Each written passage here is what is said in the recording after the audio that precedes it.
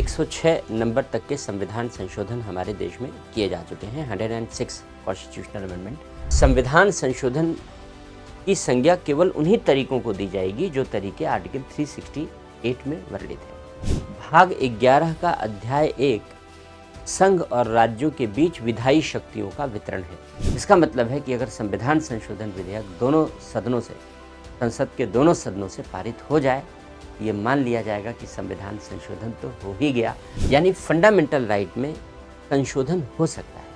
ऐसा नहीं है कि संशोधन नहीं हो सकता। इसका मतलब है कि पहला संविधान संशोधन वैध है कि न्यायपालिका संविधान संशोधनों का न्यायिक पुनर्विलोकन नहीं कर सकती, और दूसरी ओर संसद ने संविधान संशोधन करने की असीमित ताकत प्राप्त कर ली।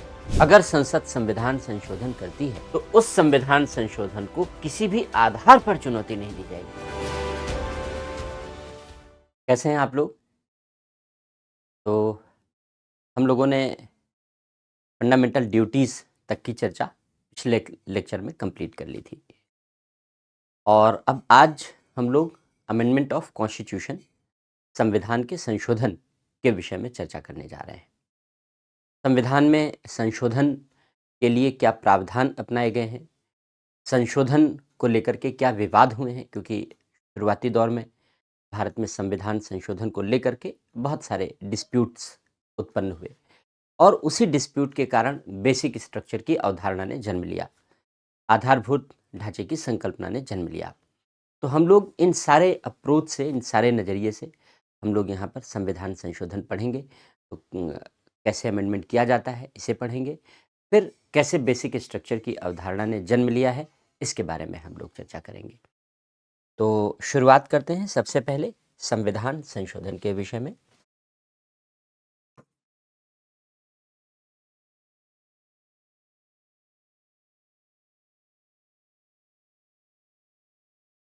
संविधान संशोधन,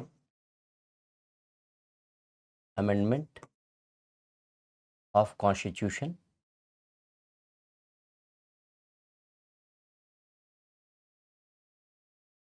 कॉन्स्टिट्यूशन में पार्ट 20 और आर्टिकल 368 ये अमेंडमेंट ऑफ कॉन्स्टिट्यूशन के बारे में बताता है, संविधान संशोधन के विषय में वर्णन करता है। क्या अर्थ है संविधान संशोधन का? अर्थ क्या है? संविधान संशोधन का अर्थ होगा, संविधान में संशोधन करने का अर्थ होगा कि संविधान में हम किसी भी चीज़ का परिवर्तन अगर लाना चाहें, कोई भी चेंज करना चाहें, तो किसी भी तरीके का चेंज, किसी भी तरीके की चीज़ को ऐड करना चाहें, जोड़ना चाहें, परिवर्धन, संविधान में किसी भी चीज़ को ऐड करना चाहें, जोड़ना चाहें, जैसे बहुत सारे प्रावधान अलग अलग संविधान संशोधनों के माध्यम से जोड़े जाते रहे। जैसे अभी 129th constitutional amendment, 130th constitutional amendment bill, ये सारे बिल अभी पाइपलाइन में हैं, और 106 नंबर तक के संविधान संशोधन हमारे देश में किए जा चुके हैं। 106 कॉन्स्टिट्यूशनल अमेंडमेंट हो चुके हैं।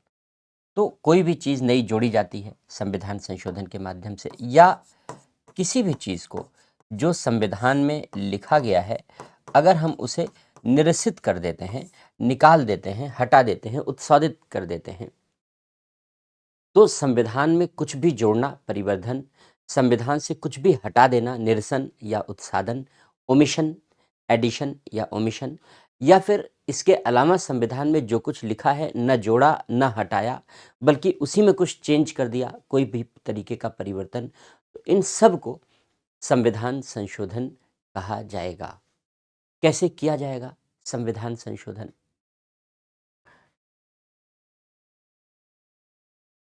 संविधान संशोधन किया कैसे जाएगा? संविधान संशोधन करने के तरीके अलग अलग होते हैं।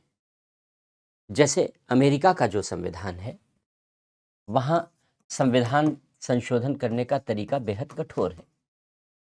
इसीलिए अमेरिका के संविधान को रिजिड कॉन्स्टिट्यूशन कहते हैं, विश्व का सबसे कठोर संविधान कहते हैं, क्योंकि अमेरिका के संविधान में कोई भी संशोधन तभी कर सकती है वहाँ की विधायिका यानी कांग्रेस, जब ऐसे संशोधन को कम से कम 2/3 राज्यों का भी समर्थन मिले। तो तो कम से कम 2/3 राज्यों के समर्थन के बाद ही संशोधन हो सकता है। तो सबसे कठोर संविधान है। जो ब्रिटेन का संविधान है, वो विश्व का सबसे लचीला फ्लेक्सिबल कॉन्स्टिट्यूशन है। क्यों? क्योंकि ब्रिटेन के कॉन्स्टिट्यूशन में जो संशोधन का तरीका है, वो सबसे लचीला है, सबसे आसान है। जैसे कानून बनाए जाते हैं, कानून साधारण बहुमत से बनाए जाते हैं। जैसे कानून बनाए जाते हैं, ठीक वैसे ही संविधान संशोधन किए जाते हैं। तो संविधान संशोधन का कोई अतिरिक्त तरीका नहीं होता। कानून बनाने के तरीके से ही संविधान संशोधन करना होता है। बस ये बताना होता है कि ये प्राइमरी लॉ है, यानी ये संविधान संशोधन है। तो संविधान बदल जाता है। तो सबसे आसान तरीका है ब्रिटेन में संशोधन करने का। जो भारत में तरीका अपनाया गया, ना तो अमेरिका की तरीके से कठोर और ना ही ब्रिटेन के तरीके से लचीला, बल्कि भारत में जो तरीका अपनाया गया वो कठोरता और लचीलेपन का मिश्रण अपनाया गया। क्यों? क्योंकि संविधान सभा में पंडित नेहरू ने कहा कि हम संविधान को उतना लचीला बना सकते हैं जितना लचीला बनाना चाहते हैं, लेकिन इससे दुरुपयोग की संभावनाएं बढ़ जाएंगी। और हम संविधान को उतना कठोर भी बना सकते हैं जितना बनाना चाहें, लेकिन इससे आवश्यकता पड़ने पर आवश्यक संशोधन भी नहीं हो पाएंगे, सरकारें उनसे वंचित रह जाएंगी। तो इसलिए हमने संविधान संशोधन का एक मध्य मार्ग अपनाया है, बीच का रास्ता अपनाया है। तो भारतीय संविधान में कठोरता और लचीलेपन दोनों के मिश्रण हमें संविधान संशोधन की प्रक्रिया में दिखलाई पड़ते हैं। कैसे दिखलाई पड़ते हैं? संविधान में संशोधन कैसे किया जाता है? देखो, संविधान में परिवर्तन हम कैसे ला सकते हैं? पहली चीज ये है, जब हम भारतीय संविधान में परिवर्तन लाने का प्रावधान करते हैं, तो परिवर्तनों को दो कैटेगरी में हम बांटते हैं। एक तरीके का परिवर्तन वो है जिसे संविधान संशोधन की संज्ञा नहीं दी जाएगी। एक तो संविधान में ऐसे भी परिवर्तन किए जाते हैं जिन्हें संविधान संशोधन की संज्ञा नहीं दी जाती, और संविधान में कुछ परिवर्तन ऐसे होते हैं जिन्हें संविधान संशोधन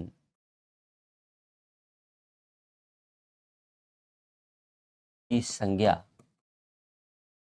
दी जाएगी, यानी इन्हें संविधान संशोधन कहा जाएगा। तो संविधान के कुछ ऐसे परिवर्तन हैं जिन्हें संविधान संशोधन कहा जाएगा। ऐसे प्रावधान आर्टिकल 368 में वर्णित हैं, क्योंकि आर्टिकल 368 ही संविधान संशोधन का प्रावधान करता है। और जिसे संविधान संशोधन की संज्ञा नहीं दी जाएगी, ये आर्टिकल 368 में वर्णित नहीं है, क्योंकि आर्टिकल 368 में ही बताया गया है कि संविधान संशोधन कैसे किया जाएगा। तो जो तरीका संविधान में परिवर्तन करने का, जो तरीका आर्टिकल 368 में वर्णित नहीं है, वो तरीका है साधारण बहुमत से परिवर्तन।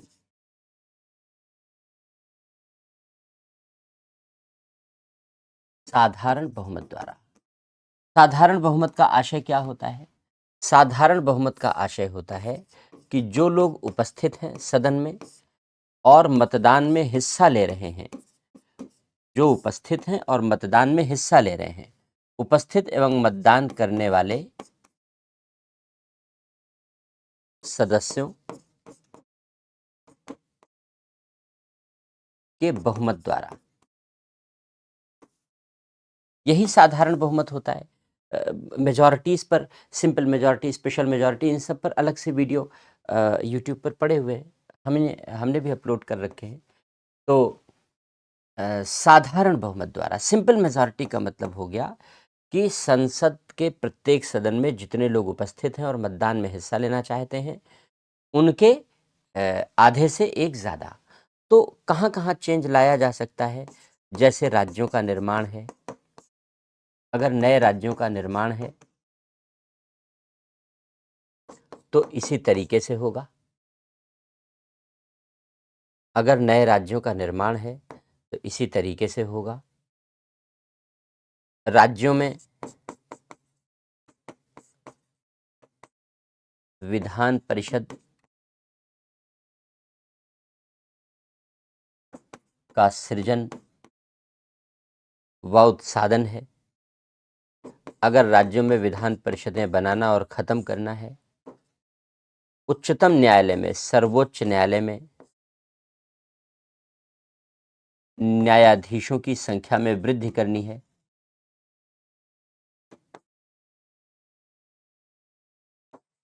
की संख्या में वृद्धि करनी है। 5वीं अनुसूची, 6ठी अनुसूची में कोई संशोधन करना है, इत्यादि। ऐसे अनेक प्रावधान संविधान में लिखे हैं जिनमें चेंज आता है, परिवर्तन किया जाता है। इससे संविधान में चेंज आता है। जैसे राज्य नए राज्य बनेंगे तो अनुसूची 1 में राज्यों के नाम लिखे हैं, राज्यों के नाम बदले जाएंगे तो अनुसूची 1 में राज्यों के नाम लिखे हैं, चेंज आएगा, लेकिन इसे संविधान संशोधन नहीं कहा जाएगा। अगर उच्चतम न्यायालय में न्यायाधीशों की संख्या बढ़ाई जाएगी, जैसे ओरिजिनली कॉन्स्टिट्यूशन में 7+1 थी, 7 न्यायाधीश और 1 मुख्य न्यायमूर्ति, लेकिन समय समय पर संख्या बढ़ाते रहे, आज 33+1 है, 1 भारत का मुख्य न्यायमूर्ति और 33 अदर जजेस। तो जितनी बार हमने संख्या बढ़ाई कॉन्स्टिट्यूशन के आर्टिकल 124 क्लॉज 1 में, उतनी बार हमने ये नए नंबर लिखे, चेंज किए।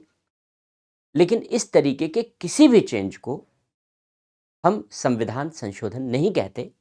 संविधान में चेंज आता है, लेकिन चूंकि संसद साधारण बहुमत द्वारा करती है, या दूसरी भाषा में कहें कानून बनाकर करती है, इसलिए संविधान में परिवर्तन तो आएगा, लेकिन इसे संविधान संशोधन की संज्ञा नहीं दी जाएगी। तो ये सबसे सरल तरीका है, सबसे आसान तरीका है संविधान में संशोधन करने का, यानी जिस तरीके से कानून बनाए जाते हैं, कानून बनाने की प्रक्रिया, जैसे कानून बनाने की प्रक्रिया है वैसे ही, जैसा ब्रिटिश पार्ट है। लेकिन इसे संविधान संशोधन की संज्ञा नहीं दी जाएगी, क्योंकि आर्टिकल 368 में यह वर्णित नहीं है।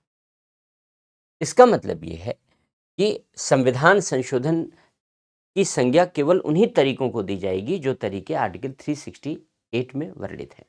और आर्टिकल 368 में जो वर्णित हैं वो तरीके कितने हैं? 2 प्रकार के तरीके हैं।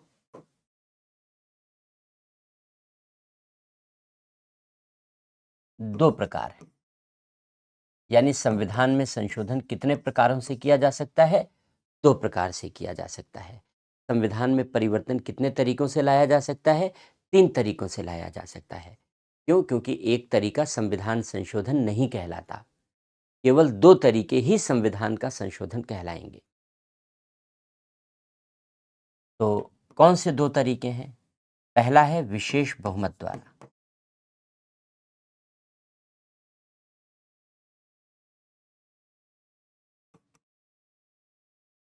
और दूसरा तरीका है जो आर्टिकल 368 में लिखा हुआ है, विशेष बहुमत द्वारा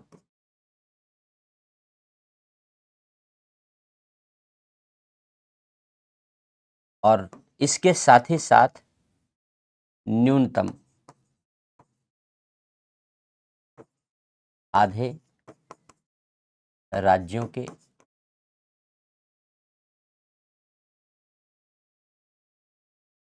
अनुसमर्थन द्वारा, आधे राज्यों का अनुसमर्थन, रैटिफिकेशन कहते हैं।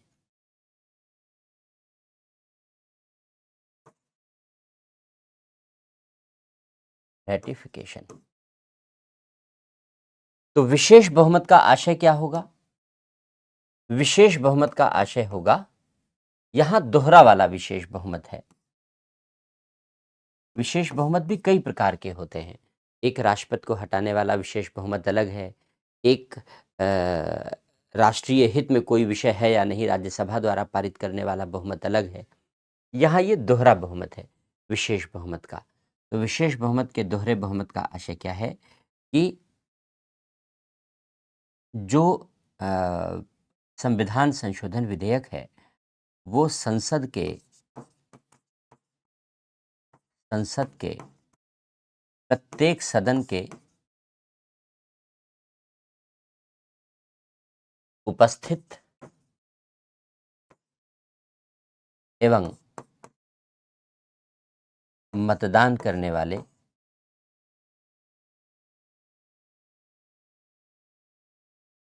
सदस्यों के 2/3 बहुमत से पारित होगा, जो उस सदन के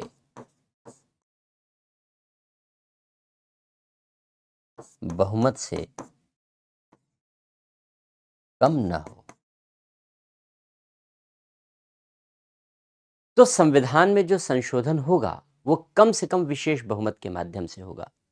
साधारण बहुमत से तो केवल परिवर्तन लाए जाएंगे, उन्हें संविधान संशोधन की संज्ञा नहीं दी जाएगी। तो कम से कम विशेष बहुमत से चेंज आएगा, और ये जो विशेष बहुमत से चेंज आएगा ये क्या होगा, इसका मतलब है कि संसद के प्रत्येक सदन के द्वारा अलग अलग पारित किया जाएगा। प्रत्येक सदन अपने उपस्थित और मतदान करने वाले सदस्यों के 2/3 बहुमत से पारित करेगा, जो उस सदन के कुल संख्या के बहुमत से, यानी आधे के एक अधिक से कम नहीं होना चाहिए। एक तो तरीका ये हो गया। दूसरा तरीका है कि संसद विशेष बहुमत से पारित करेगी और विशेष बहुमत से पारित करके राज्यों के पास भेज देगी। ये सबसे कठोर तरीका है। जब कम से कम आधे राज्य रेटिफाई कर दें, समर्थन कर दें। आधे का मतलब जैसे आज 28 राज्य हैं तो 28 राज्य का मतलब 14।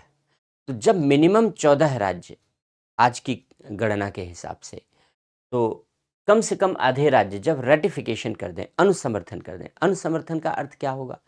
अनुसमर्थन का अर्थ होगा कि जो राज्यों का विधानमंडल है साधारण बहुमत से पारित कर दे।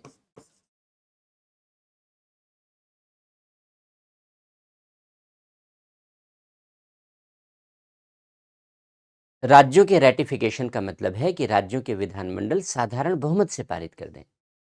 तो संसद विशेष बहुमत से पारित करे तो संविधान संशोधन होगा, या दूसरा तरीका है कि संसद विशेष बहुमत से पारित करें और इसके साथ ही साथ कम से कम आधे राज्य साधारण बहुमत से पारित कर दें, तो फिर संविधान संशोधन किया जा सकता है। ये 2 तरीके हैं जो संविधान संशोधन के तरीकों के रूप में जाने जाते हैं। अब साधारण बहुमत से कैसे किन किन विषयों पर संसद इस तरीके से संशोधन करेगी, किन किन विषयों पर इस तरीके से संशोधन करेगी, ये तरीका तो कहीं लिखा नहीं है कि किन किन विषयों में संशोधन किए जाएंगे, लेकिन ये तरीका मेंशन है, आर्टिकल 368 में ही मेंशन है। तो नेक्स्ट पेज पर लिखते हैं हम लोग, यहाँ पर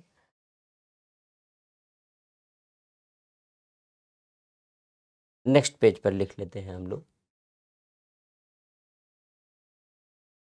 तो यहाँ पर नेक्स्ट पेज पर, इधर भी नेक्स्ट पेज पर इसको लिख लेते हैं। तो जो सबसे कठोर तरीका है, सबसे कठोर तरीका, तीसरा तरीका कि विशेष बहुमत प्लस राज्य का अनुसमर्थन, उसमें किन किन प्रावधानों में संशोधन होगा वो बातें आर्टिकल 368 में लिख दी गई। कहाँ कहाँ संशोधन होगा ये कहता है आर्टिकल 54, 55, यानी राष्ट्रपति का निर्वाचन। 54, 55, आर्टिकल 54, 55 राष्ट्रपति के निर्वाचन, यही है आर्टिकल 54, 55। आर्टिकल 73 संघ की कार्यपालिका शक्ति का विस्तार। आर्टिकल 161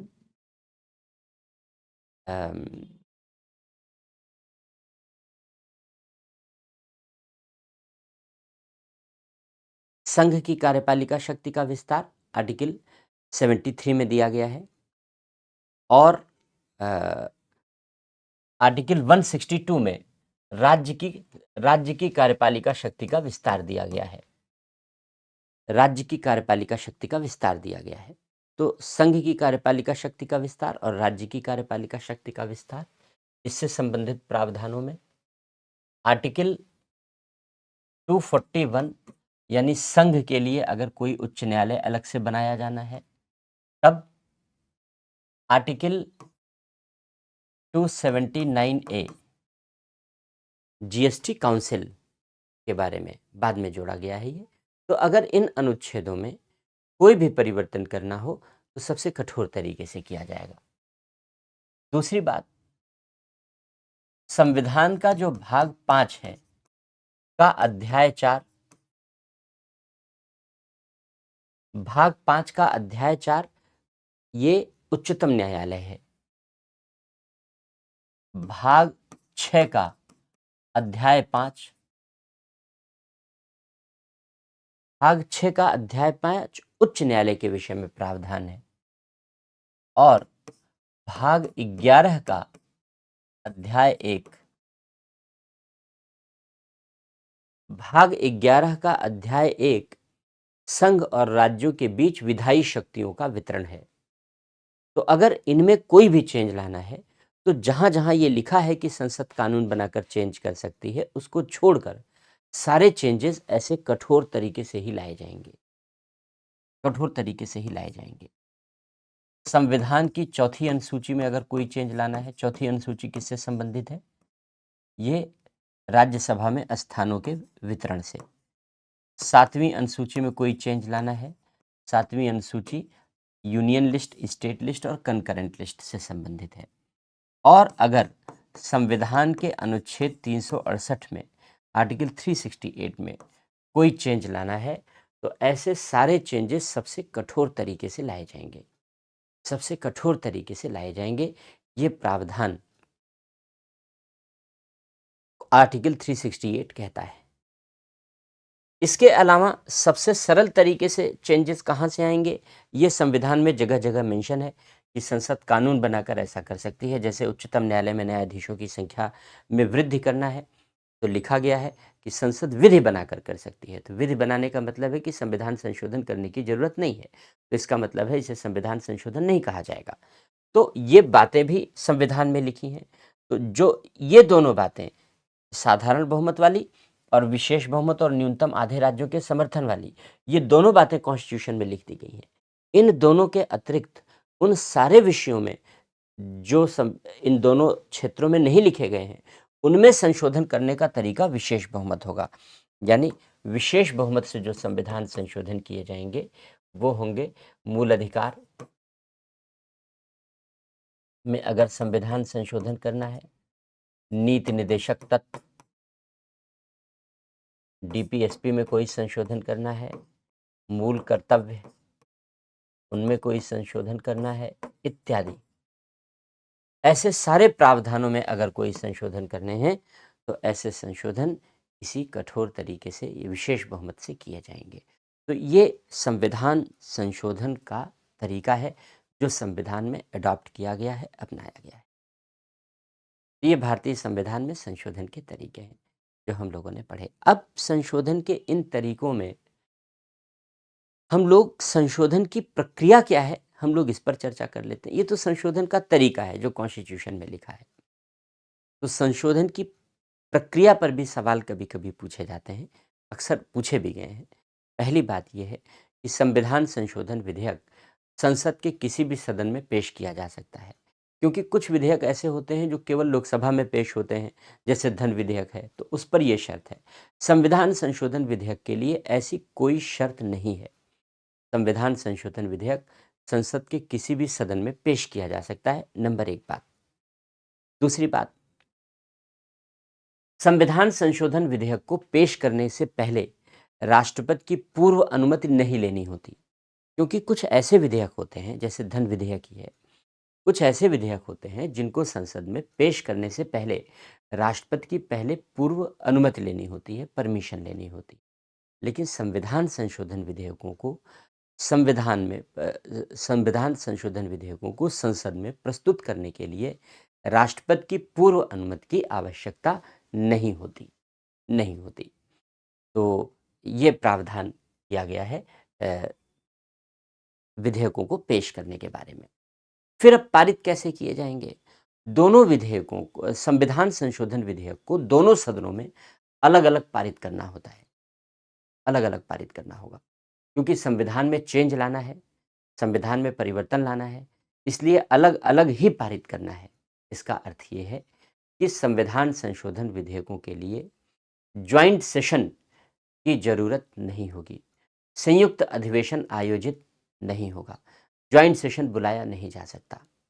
हम लोग जानते हैं कि अगर संविधान संशोधन से संबंधित कोई विधेयक पेश किया जाना है, या अगर सामान्य विधेयक की बात कर लेते हैं कि अगर सामान्य विधेयक पेश किया जाता है, तो अगर सामान्य विधेयकों को पारित करने में लोकसभा और राज्यसभा के बीच मतभेद हो जाए, तो राष्ट्रपति इस मतभेद को दूर करने के लिए, इस डेडलॉक गतिरोध को दूर करने के लिए संयुक्त अधिवेशन बुला सकता है।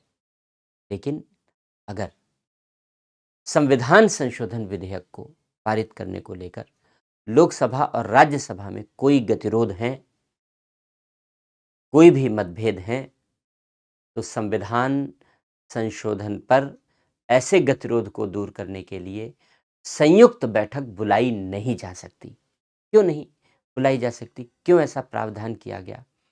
ये प्रावधान इसलिए किया गया क्योंकि अगर संयुक्त बैठक बुलाते हैं तो लोकसभा में 543 सदस्य होते हैं, राज्यसभा में 245 होते हैं, 245 हैं, यानी लोकसभा में दुगने से ज़्यादा हैं राज्यसभा की तुलना में। तो अगर लोकसभा के सारे सदस्य आ जाएं तो लोकसभा के प्रभाव में ही पारित हो जाएगा, एक तरीके से देखा जाए तो। हालांकि सारे आते नहीं हैं, तो इसलिए संयुक्त बैठक में लोकसभा का ही प्रभाव बना रहता है।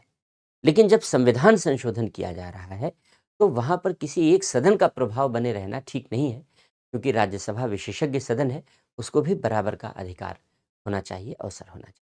तो इसलिए यहाँ पर संयुक्त बैठक का प्रावधान नहीं है। दूसरी बात, संविधान संशोधन विधेयक अगर संसद के दोनों सदनों से पारित हो जाए और राष्ट्रपति के पास अनुमति के लिए भेजा जाए, तो राष्ट्रपति अनुमति देने के लिए बाध्य है। केवल यही एक ऐसा विधेयक है जिस पर राष्ट्रपति अपनी अनुमति नहीं रोक सकता। बाकी हम लोग पढ़ते हैं, अनुच्छेद 111 कहता है कि जब कोई विधेयक राष्ट्रपति के पास संसद से पारित होने के पास भेजा जाता है, तो राष्ट्रपति के पास 3 ऑप्शन होते हैं, अनुमति दे या रोक ले या संसद के पास पुनर्विचार के लिए भेज दे। तो एक विधेयक है जिसे पुनर्विचार के लिए वापस नहीं भेज सकता, वो धन विधेयक है, वहां पढ़ेंगे। लेकिन एक विधेयक ऐसा है जिस पर राष्ट्रपति अपनी अनुमति रोक नहीं सकता, और वो विधेयक है संविधान संशोधन विधेयक। इसका मतलब है कि अगर संविधान संशोधन विधेयक दोनों सदनों से, संसद के दोनों सदनों से पारित हो जाए, ये मान लिया जाएगा कि संविधान संशोधन तो हो ही गया, क्योंकि राष्ट्रपति के द्वारा अनुमति देना केवल एक औपचारिकता है। हालांकि मजेदार बात यह है कि ये प्रावधान मूल संविधान में कहीं मेंशन नहीं था, कहीं लिखा नहीं था। ये प्रावधान संविधान संशोधन के द्वारा जोड़ा गया है। ओरिजिनल कॉन्स्टिट्यूशन में ये लिखा नहीं था, इसे संविधान संशोधन के द्वारा जोड़ा गया है। तो 24वें संविधान संशोधन, 24th कॉन्स्टिट्यूशनल अमेंडमेंट 1971 के द्वारा इसे संविधान में शामिल किया गया कि राष्ट्रपति के लिए अनुमति देना बाध्यता होगी अगर संविधान संशोधन विधेयक पारित हो जाए तो ये संविधान संशोधन के बारे में चर्चा हो गई। अब देखो, संविधान संशोधन जब हम लोग पढ़ते हैं तो हमने बताया था कि संविधान संशोधन को लेकर के विवाद भी उत्पन्न हुए, और बेसिकली मूल अधिकारों में कैसा संशोधन हो, तो मूल अधिकारों में संशोधन को लेकर के विवाद उत्पन्न हुआ, और इसी विवाद के साथ साथ कि मूलाधिकारों में कैसे संशोधन किया जाए, इसी विवाद के साथ साथ आधारभूत ढांचे की अवधारणा का जन्म भी हुआ। तो आधारभूत ढांचे की अवधारणा का विकास भी इसी से जुड़ा हुआ है। बेसिक स्ट्रक्चर,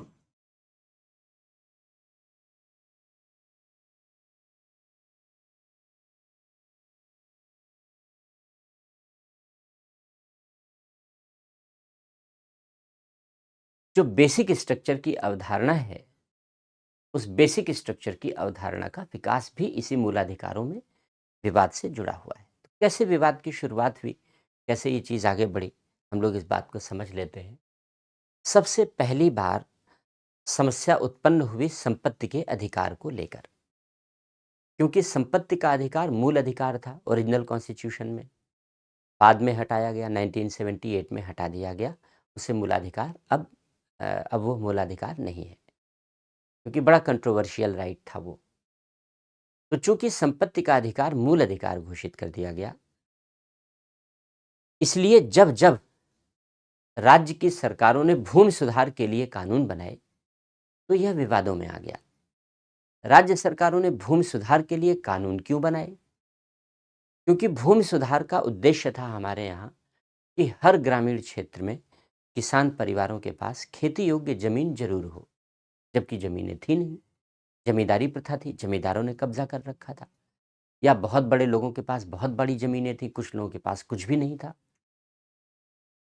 तो यह निर्णय लिया गया कि ये जो पुरातन कब्जा करने की प्रवृत्ति थी, मानसिकता थी, इसको खत्म किया जाए और भूमियों का न्यायपूर्ण वितरण सुनिश्चित हो।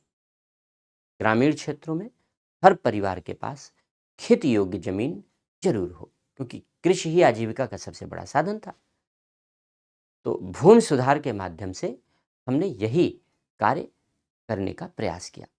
लेकिन चूंकि संपत्ति का अधिकार मूल अधिकार था, ज़्यादातर संपत्तियां बड़े बड़े लोगों के हाथों में थी, जमींदारों के हाथों में थी, बड़े लोगों के हाथों में थी। इसलिए जैसे ही राज्य कानून बनाते और भूमि सुधार की कोशिश करते, वे हाईकोर्ट चले जाते कि भाई संपत्ति का अधिकार तो हमारा मूल अधिकार है, कैसे छीन रहे हो तुम? मूलाधिकार छीना नहीं जा सकता। अब अलग अलग हाईकोर्ट ने अलग अलग फैसले देने शुरू किए। कुछ हाईकोर्ट ने कहा कि नहीं भाई, संपत्ति का अधिकार मूल अधिकार है, किसी भी दशा में छीना नहीं जा सकता, तुम भूमि सुधार जैसा करना चाहो करो, जब संपत्ति का अधिकार नहीं छीन सकते। कुछ हाईकोर्ट ने कहा कि नहीं, संपत्ति का अधिकार तो है ही, लेकिन भूमि सुधार उससे ज्यादा जरूरी है, क्योंकि संपत्ति का न्यायपूर्ण वितरण है और ये एक न्यायपूर्ण समाज की स्थापना करेगा, इसलिए भूमि सुधार तो होना ही चाहिए। इसलिए कुछ हाईकोर्ट ने भूमि सुधार को महत्व दिया, कुछ ने संपत्ति के अधिकार को महत्व दिया। हाईकोर्ट के ही अलग अलग डिसीजन आ गए। अब पूरे देश में भूमि सुधार को लेकर और संपत्ति के अधिकार को लेकर अलग अलग दृष्टिकोण जन्म ले गए, अलग अलग हाईकोर्ट के जजमेंट के कारण। तो संसद ने यह तय किया कि इस अव्यवस्था को खत्म करते हैं और सभी के लिए एक जैसी व्यवस्था करते हैं, भूमि सुधार वाली। तो संसद ने पहला संविधान संशोधन किया। उस पहले संविधान संशोधन के माध्यम से यह प्रावधान कर दिया गया कि राज्य लोगों की संपत्तियां अधिग्रहण कर सकता है। आर्टिकल 31 क्लॉज ए जोड़ दिया गया और 31 क्लॉज बी जोड़ दिया गया, 9वीं अनुसूची जोड़ दी गई और यह कह दिया गया कि भूमि सुधार कानूनों को 9वीं अनुसूची में शामिल कर दिया जाएगा। न्यायालय उसका न्यायिक पुनर्विलोकन नहीं करेगा। इसका मतलब है भूमि सुधार को वरीयता दे दी गई, मूलाधिकारों पर भूमि सुधार को वरीयता दे दी गई कि भूमि सुधार करना सभी राज्यों का प्राथमिक दायित्व होगा। अब इसका मतलब यह हुआ कि पहले संविधान संशोधन का असर यह हुआ कि संपत्ति का अधिकार मूल अधिकार तो है, लेकिन राज्य चाहे तो संपत्ति के अधिकार को छीन करके संपत्तियों का न्यायपूर्ण वितरण कर सकते हैं। राज्य चाहे तो संपत्ति के अधिकार को छीन करके संपत्ति का न्यायपूर्ण वितरण कर सकते हैं। यह व्यवस्था स्थापित कर दी गई, यह व्यवस्था लागू कर दी गई। अब जब यह व्यवस्था लागू कर दी गई तो इसको चैलेंज कर दिया गया, क्योंकि पहले संविधान संशोधन के माध्यम से राज्य को अधिकार दे दिया गया कि भाई संपत्ति का अधिकार छीन लो, क्योंकि भूमि सुधार करो। जब ये अधिकार मिला तो फिर जमींदारों ने फिर इसको चैलेंज कर दिया। तो पहला मामला आया शंकरी प्रसाद बनाम भारत संघ।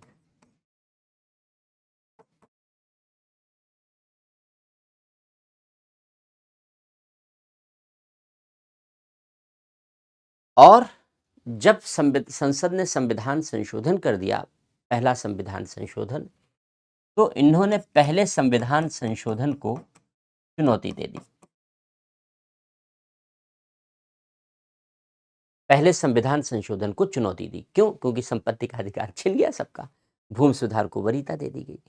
तो जब पहले संविधान संशोधन को चुनौती दी गई, तो सुप्रीम कोर्ट ने इसमें जजमेंट दिया कि संसद को फंडामेंटल राइट में संशोधन का अधिकार है।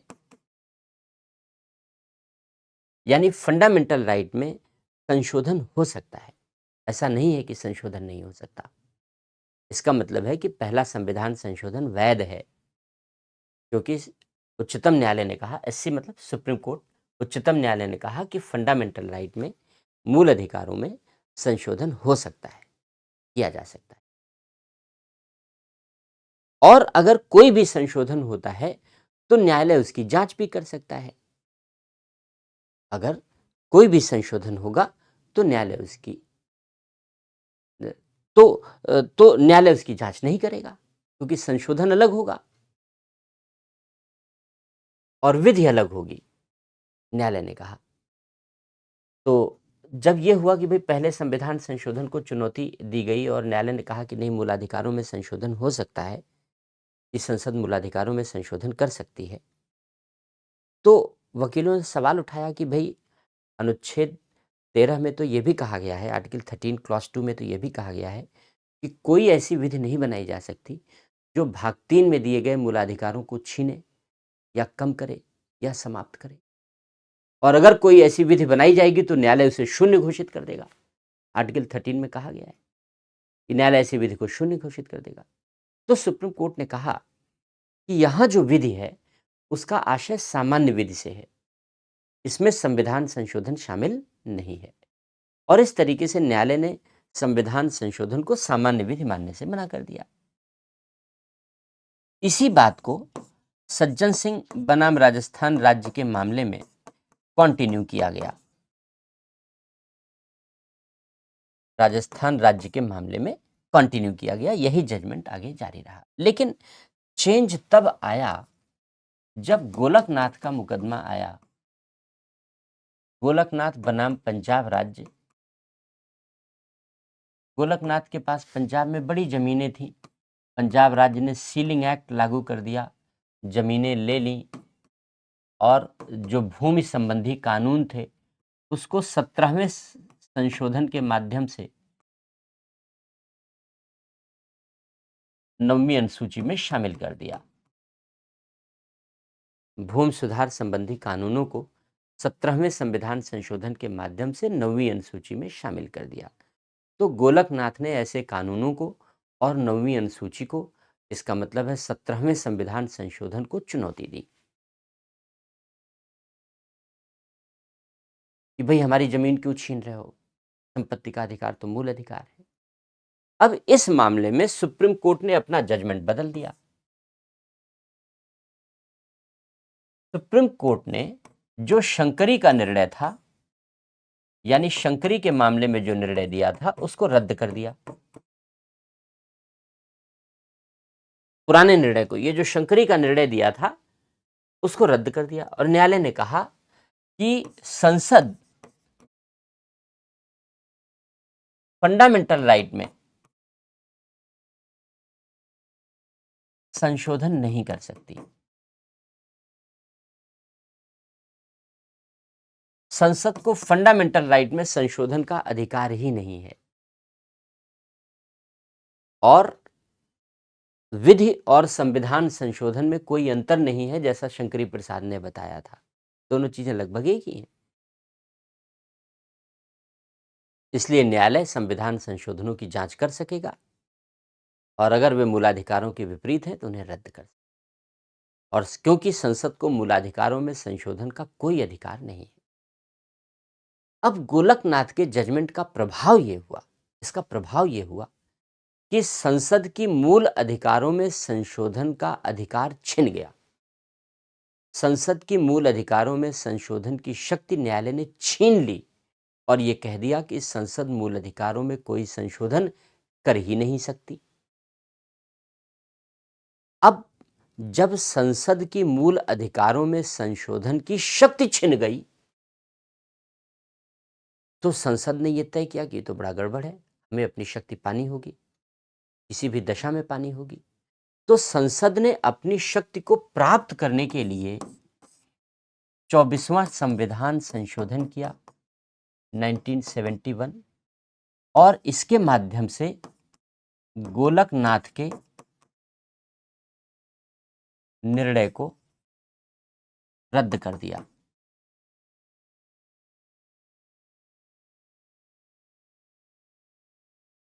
गोलकनाथ के निर्णय को रद्द कर दिया 24वें संशोधन के बाद। चूहे बिल्ली का खेल चल रहा है न्यायपालिका और संसद के बीच। तो संसद ने गोलकनाथ के निर्णय को रद्द कर दिया। क्यों गोलकनाथ के निर्णय को रद्द कर दिया? क्योंकि गोलकनाथ ने संसद की मूलाधिकारों में संशोधन की शक्ति छीन ली कि संसद मूलाधिकारों में कोई संशोधन नहीं कर सकती। अब जब गोलकनाथ का निर्णय रद्द हो गया तो अब इसमें दो समस्या उत्पन्न हो गई। कौन सी दो समस्या उत्पन्न हो गई? पहली समस्या कि संसद को मूलाधिकारों में संशोधन करने की असीमित शक्ति मिल गई, क्योंकि एक तो गोलकनाथ के निर्णय को रद्द किया और गोलकनाथ के निर्णय को रद्द करके क्या प्रावधान जोड़ा गया? प्रावधान क्या जोड़ा गया? आर्टिकल 13 क्लॉज 4 जोड़ा गया। मूलाधिकारों में पढ़ा है हम लोगों ने। आर्टिकल 13 क्लॉज 4 जोड़ा गया और इसमें कहा गया कि जो संविधान संशोधन है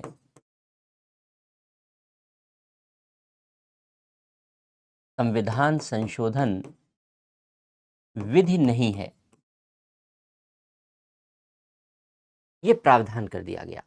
और हमने अभी अभी बताया आपको कि राष्ट्रपति की संविधान संशोधन विधेयकों पर अनुमति देने की बाध्यता कर दी गई, अभी पढ़ा था।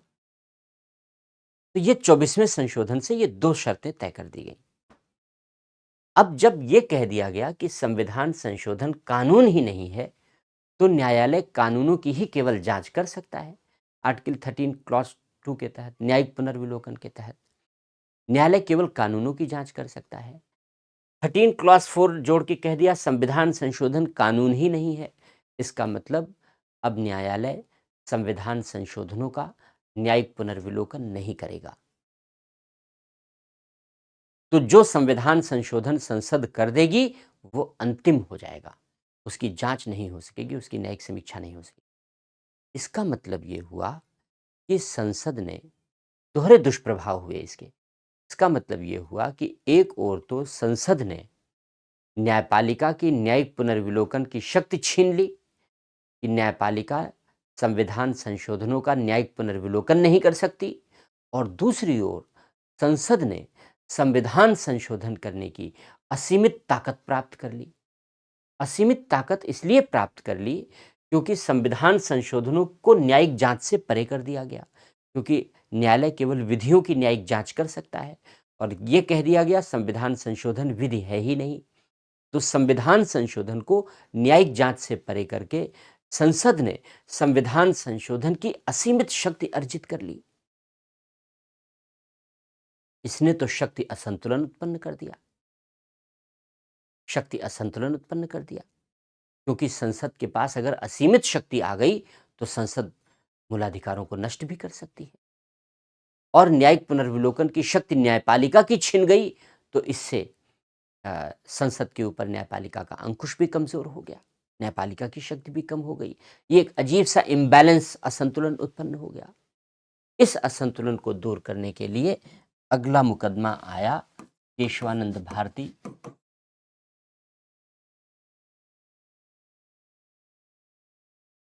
बनाम केरल।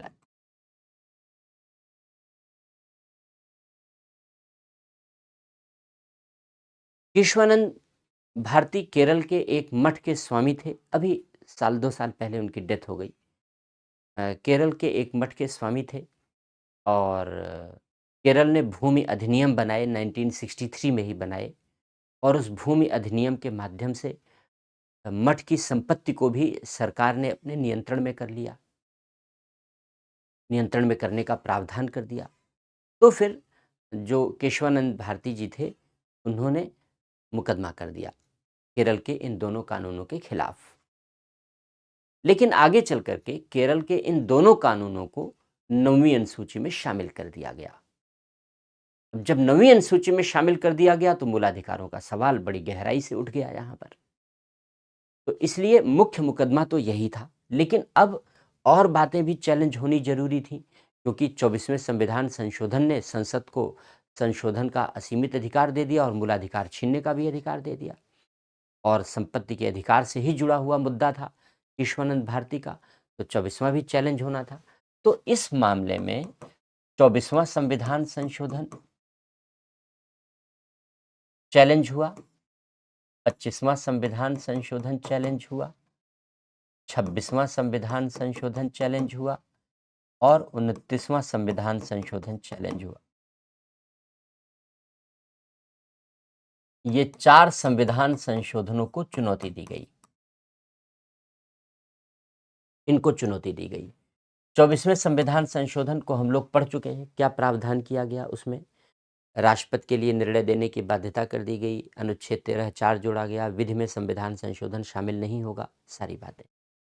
25वें संविधान संशोधन में जब डीपीएसपी हम लोग पढ़ रहे थे तो हमने पढ़ा था कि 2 नीति निर्देशक तत्वों को, आर्टिकल 39 स्मॉल बी और सी को नीति निर्देशक तत्वों पर वरीयता दी गई और ये प्रावधान किया गया कि नीति निर्देशक तत्वों को लागू करने के लिए जो कानून बनाए जाएंगे न्यायालय में चुनौती नहीं दी जाएगी। तो ये 25वें संविधान संशोधन में आर्टिकल 31 क्लॉज सी जोड़ा गया, ये भी पढ़ चुके हैं। तो ये दोनों चीज़ पढ़ चुके हैं। 26वें संविधान संशोधन में क्या था? ये था प्रीवी पर्स की समाप्ति।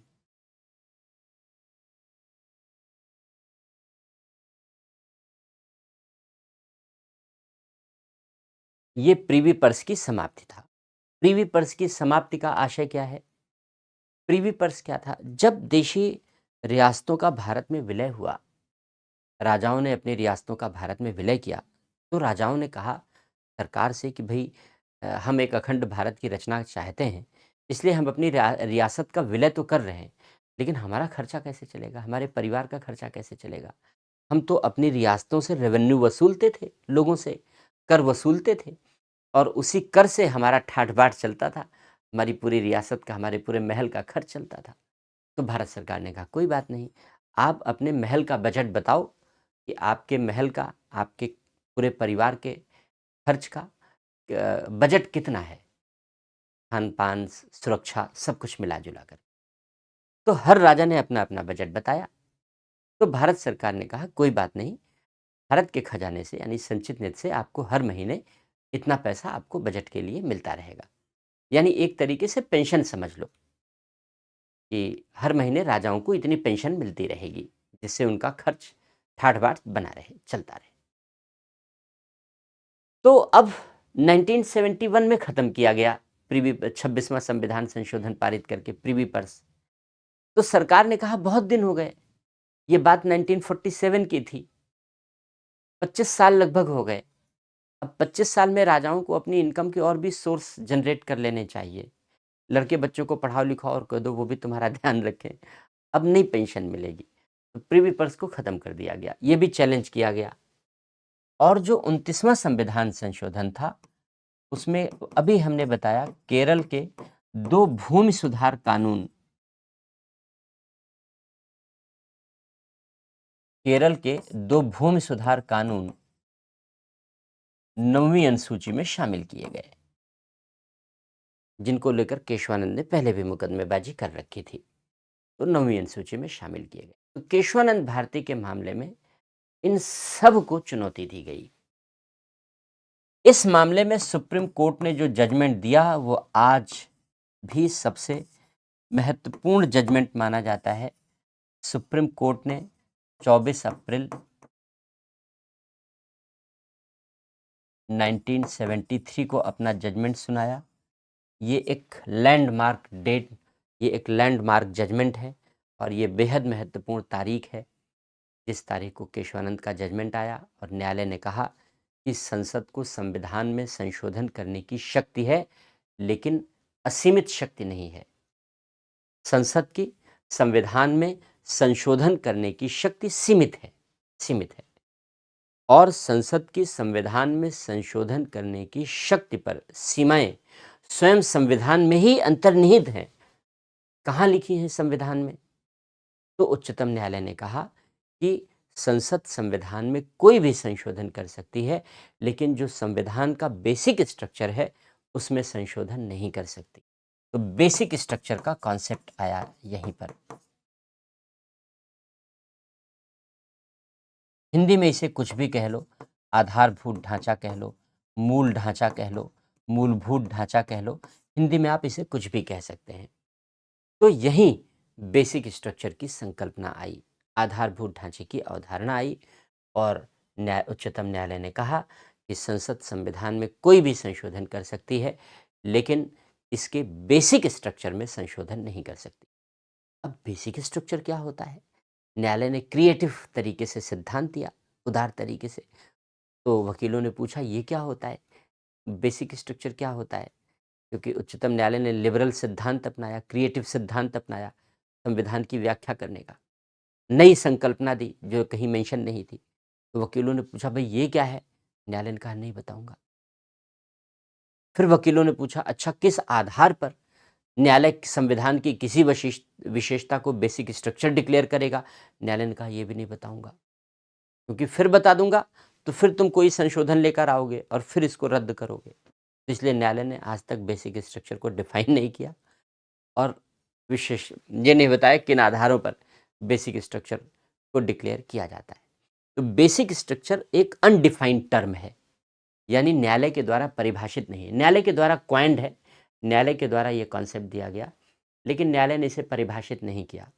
हम ये कह सकते हैं कि बेसिक स्ट्रक्चर संविधान की वह विशेषता है जिसमें संसद कोई संशोधन नहीं कर सकती, जिसमें संसद को संशोधन का अधिकार नहीं रह जाता, बस ऐसे कह सकते हैं। लेकिन वास्तव में क्या है? न्यायालय ने कोई डेफिनेशन नहीं दी और न्यायालय ने यह भी नहीं बताया कि बेसिक स्ट्रक्चर किस आधार पर वह किसी विशेषता को डिक्लेयर करेगा। सॉरी।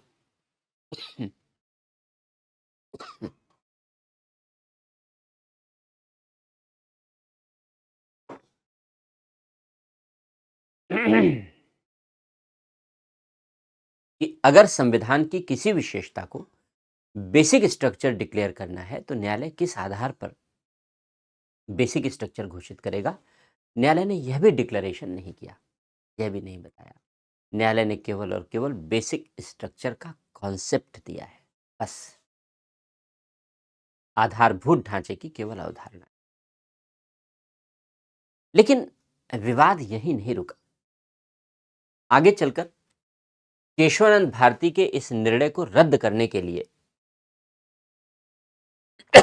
सॉरी संसद ने 42वां संशोधन किया।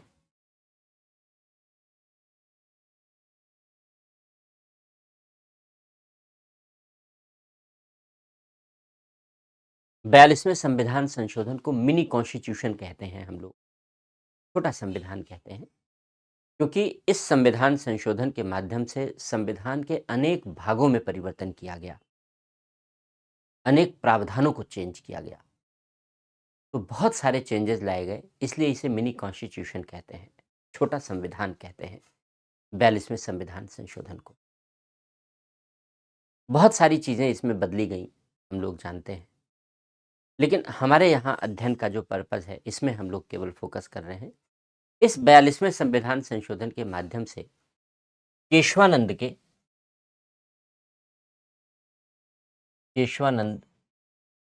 के मामले में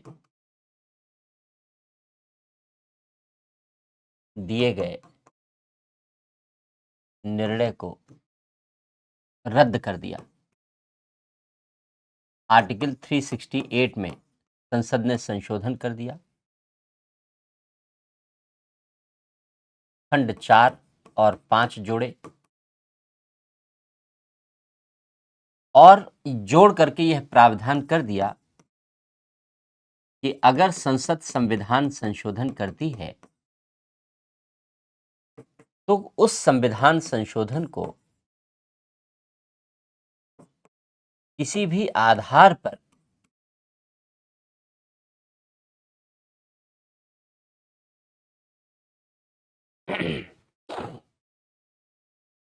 अगर संसद संविधान संशोधन करती है तो उस संविधान संशोधन को किसी भी आधार पर चुनौती नहीं दी जाएगी, चाहे वो बेसिक स्ट्रक्चर हो चाहे कुछ भी हो। इसका मतलब ये है कि बेसिक स्ट्रक्चर के कॉन्सेप्ट को रद्द कर दिया संसद ने। 42वें संविधान संशोधन के माध्यम से संसद ने बेसिक स्ट्रक्चर को रद्द कर दिया, केशवानंद भारती के मामले में दिए गए जजमेंट को रद्द कर दिया और बेसिक स्ट्रक्चर के कॉन्सेप्ट को रद्द कर दिया। लेकिन जाहिर सी बात है कि अब फिर से विवाद खड़ा हो गया, इसलिए चैलेंज होना जरूरी था। तो मिनर्वा मिल्स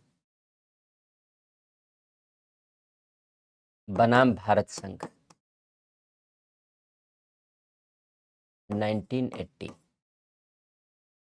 मिनर्वा मिल्स एक कॉटन कंपनी थी। सरकार ने उस कॉटन कंपनी का अधिग्रहण कर लिया था, क्योंकि सरकार को यह अधिकार था कि संपत्तियों का अधिग्रहण कर सकती है। तो सरकार के इस निर्णय को चुनौती दी गई मिनर्वा मिल्स बनाम भारत संघ के मामले में, 1980 के मामले में। और फिर जब ये चुनौती दी गई तो इसमें 42वें संशोधन को भी चुनौती दी गई, उपर्युक्त को चुनौती दी गई। अब पूरा हमने नहीं लिखा। उपर्युक्त प्रावधान को 42वें संशोधन के उपर्युक्त प्रावधान को चुनौती दी गई। चुनौती दी गई तो न्यायालय ने क्या कहा इसमें? सुप्रीम कोर्ट ने इसमें कहा कि जो उपर्युक्त संशोधन है, उपर्युक्त संशोधन को रद्द कर दिया। केशवानंद के मामले को संसद ने रद्द कर दिया था 42वें संशोधन के माध्यम से। फिर 42वें संशोधन को उच्चतम न्यायालय ने मिनर्वा मिल्स के माध्यम से रद्द कर दिया। तो न्यायालय ने उपर्युक्त संशोधन को रद्द कर दिया, खत्म कर दिया। और न्यायालय ने उपर्युक्त संशोधन को रद्द करते हुए कहा, 42वें संशोधन को रद्द नहीं किया था। 42वें संशोधन में तो बहुत सारे प्रावधान थे, उद्देशिका से लेकर के और अंत तक बहुत कुछ जोड़ा घटाया गया, इसीलिए मिनी कॉन्स्टिट्यूशन कहते हैं। लेकिन इस भाग को, अनुच्छेद 368 के दोनों खंड को न्यायालय ने उड़ा दिया, खत्म कर दिया। न्यायालय ने कहा ये सब फर्जी बातें नहीं लागू होंगी। क्यों? क्योंकि आधारभूत ढांचा, न्यायालय ने कहा कि संसद की सीमित संविधान संशोधन की शक्ति, ये बड़ा लैंडमार्क जजमेंट है। संसद की सीमित संविधान संशोधन की शक्ति, ये आधारभूत ढांचा है। न्यायालय ने सारा झगड़ा ही खत्म कर दिया। न्यायालय ने कहा कि संसद की जो सीमित संविधान संशोधन की शक्ति है, सीमित संविधान संशोधन की शक्ति है, वो बेसिक स्ट्रक्चर है और ये असीमित संविधान संशोधन है, इसलिए रद्द किया जाता है। और न्यायालय ने यह भी कह दिया कि संसद बेसिक स्ट्रक्चर में कोई संशोधन कर ही नहीं सकती, संशोधन नहीं कर सकती। बीएस मतलब बेसिक स्ट्रक्चर। तो संसद बेसिक स्ट्रक्चर में, आधारभूत ढांचे में किसी भी तरीके का कोई संशोधन करने का अधिकार नहीं रखती। और इस तरीके से जो बेसिक स्ट्रक्चर का कॉन्सेप्ट आया, उस बेसिक स्ट्रक्चर के कॉन्सेप्ट में इतने उतार चढ़ाव आए। हालांकि इसके बाद भी 2 जजमेंट हैं जो थोड़े महत्वपूर्ण हैं, लेकिन विवाद यहीं समाप्त हो गया मिनर्वा मिल्स के बाद। मिनर्वा मिल्स का जजमेंट अंतिम जजमेंट माना जाता है इस दिशा में। लेकिन 2 और जजमेंट हैं जो इंपॉर्टेंट माने जाते हैं। एक वामन राव बनाम भारत संघ का जजमेंट है, जिसमें उच्चतम न्यायालय ने कहा कि जो बेसिक स्ट्रक्चर का कॉन्सेप्ट है, आधारभूत ढांचे की जो अवधारणा है, उसे भूतलक्षी प्रभाव से लागू नहीं किया जाएगा, रेट्रोस्पेक्टिव प्रभाव से लागू नहीं किया जाएगा। भूतलक्षी का मतलब पिछली तारीखों से लागू करना।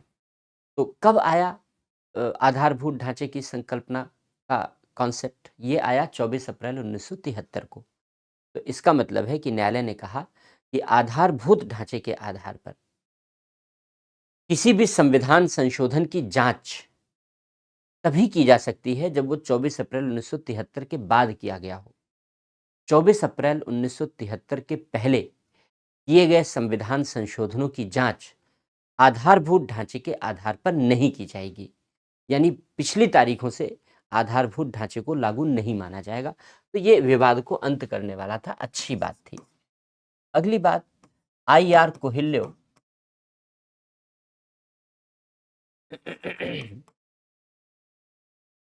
आई.आर. कोहिल्यो बनाम तमिलनाडु राज्य का मामला आया 2007 का जजमेंट है। इसने आधारभूत ढांचे की अवधारणा को बढ़ा दिया, इसने महत्व में बढ़ा, इसके महत्व में वृद्धि कर दी, इसके विस्तार में वृद्धि कर दी। कैसे बेसिक स्ट्रक्चर के महत्व और विस्तार में वृद्धि की? इस मामले में सुप्रीम कोर्ट ने कहा कि जो 9वीं अनुसूची है, क्योंकि 9th शेड्यूल 9वीं अनुसूची का न्यायिक पुनर्विलोकन नहीं किया जा सकता। 24वें संविधान संशोधन में संसद ने कह दिया, पहले संविधान संशोधन में संसद ने कह दिया कि भाई पहले 9वीं अनुसूची जोड़ दी गई पहले संविधान संशोधन के माध्यम से, और उसमें कह दिया गया कि 9वीं अनुसूची में जो कानून शामिल कर दिए जाएंगे उनका न्यायिक पुनर्विलोकन नहीं होगा। तो पहले संविधान संशोधन के माध्यम से ये बात शामिल कर दी गई कि 9वीं अनुसूची का न्यायिक पुनर्विलोकन नहीं हो सकता। तो न्यायिक पुनर्विलोकन नहीं हो सकता तो 9वीं अनुसूची का दुरुपयोग शुरू हो गया। इसलिए सुप्रीम कोर्ट ने कहा कि 9वीं अनुसूची का वो न्यायिक पुनर्विलोकन तो नहीं कर सकता, लेकिन बेसिक स्ट्रक्चर के आधार पर